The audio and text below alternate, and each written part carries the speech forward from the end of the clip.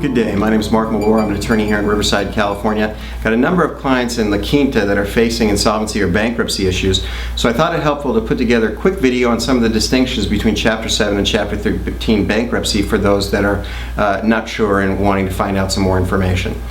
The first distinction between a Chapter 7 and Chapter 13 I think you need to take a look at is that a Chapter 7 discharges all the debt, whereas a Chapter 13 is a repayment to your creditors for a period of 3 to 5 years.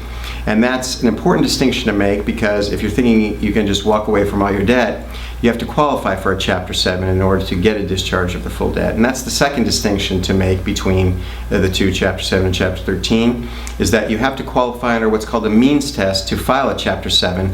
If you don't qualify under the means test, then you're relegated to filing a Chapter 13. How do you qualify? Well, there's a statutory median income in California that's used. That's figures provided on the statutes.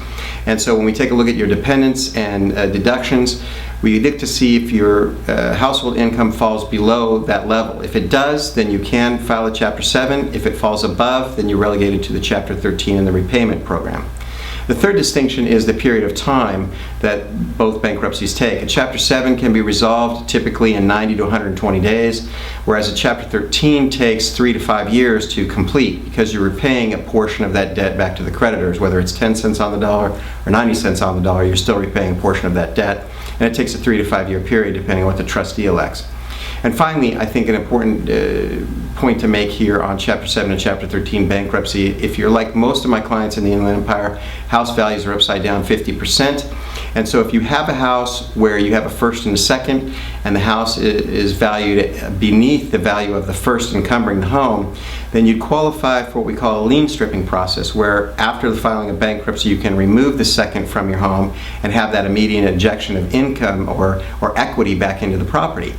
How do you do that? Well, you've got to file a Chapter 13. You can't do the lien stripping process in a Chapter 7, unfortunately. Secondarily, you've got to make payments over the 3 to 5 year period, and you've got to file your motion to strip. Once the motion to strip is approved by the court and you complete your repayment period, then the court will remove the second from the home, and you'll get an immediate injection of equity back into the home from that encumbrance being removed. And that's the lien stripping process very, very quickly. So if you have questions, you're facing particular issues with creditors right now, feel free to give our offices a call. We'll be happy to sit down with you and go over your particular set of facts.